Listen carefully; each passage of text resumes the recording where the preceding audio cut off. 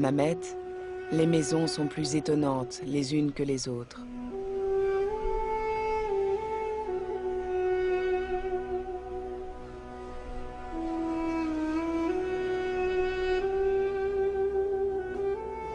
Difficile de ne pas être intrigué par la beauté des portes cloutées et de résister à l'envie de voir ce qu'elles cachent.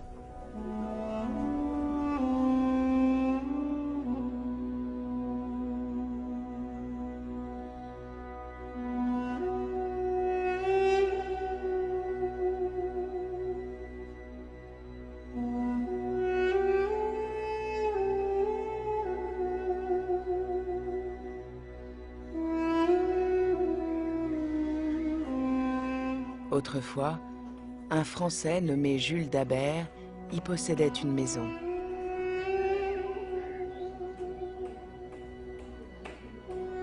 À l'entrée, il décida de placer une sépulture romaine trouvée en Tunisie, indiquant en latin « Ils ont fait des dons au Fils et à la Mère pour que Jules repose en paix ».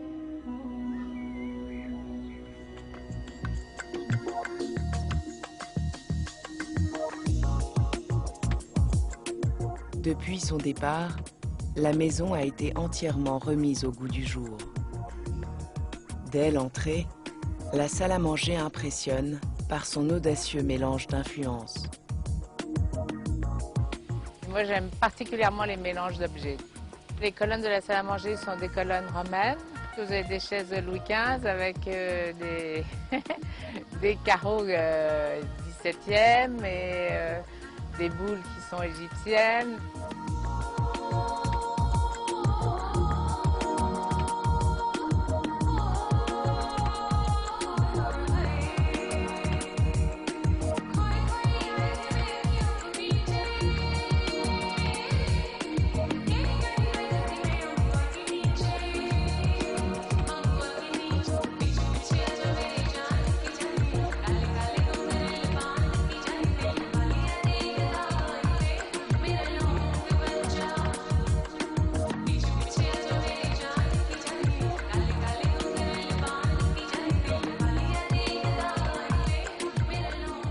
La maison est construite sur 2 étages.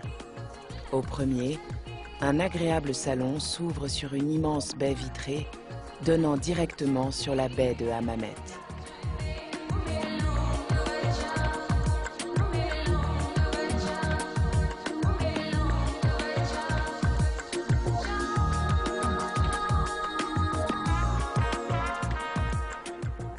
Je crois qu'il faut rester quand même dans l'esprit du pays, c'est très important.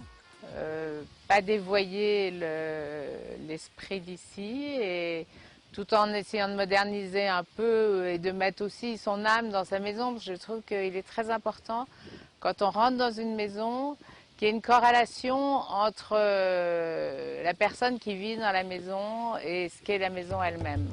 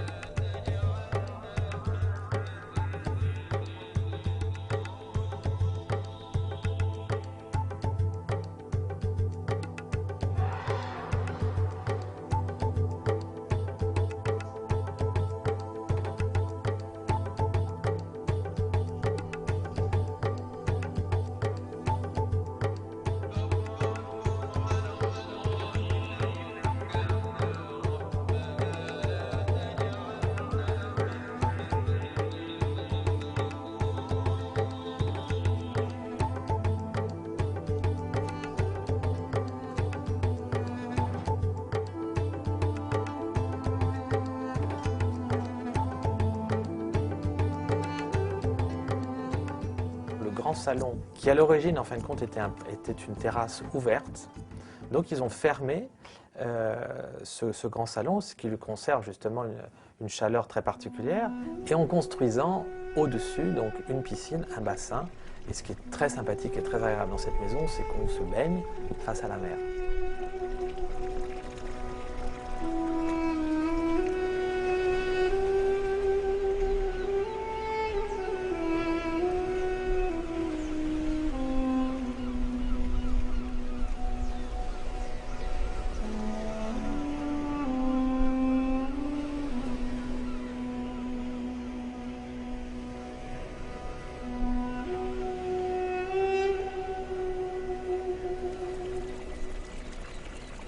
À chaque étage, des éléments antiques sont disséminés, apportant un cachet spectaculaire à la maison. Tous les objets d'origine romaine antique, que ce soit des colonnes, que ce soit des chapiteaux corinthiens, que ce soit effectivement des stèles, apparaissent très facilement dans les maisons parce qu'il y en a beaucoup, il y en a énormément.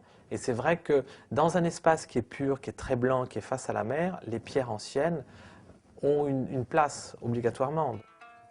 C'est une habitude et une tradition qui a beaucoup été développée par les premiers Européens installés, mais avec des objets tout en les laissant très ouverts sur la mer. C'est-à-dire que c'est des objets qui doivent vivre et qui peuvent vivre aussi en extérieur. Ce sont des objets qui s'insèrent très très bien dans cette architecture moderne. C'est vrai que c'est aussi un moyen de les remettre en valeur, leur redonner une nouvelle raison d'existence, plutôt que de laisser des pièces ou des pierres à l'abandon.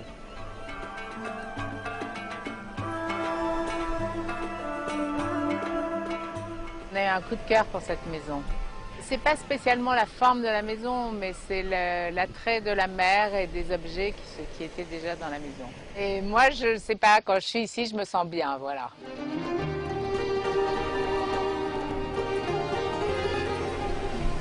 Du haut des remparts de Hammamet se dégage un sentiment de plénitude.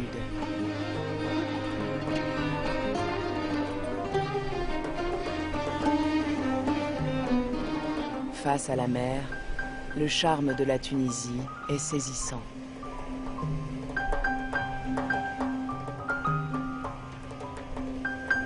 Ce pays, aux multiples facettes, n'a pas fini d'étonner à travers la magie de ses maisons.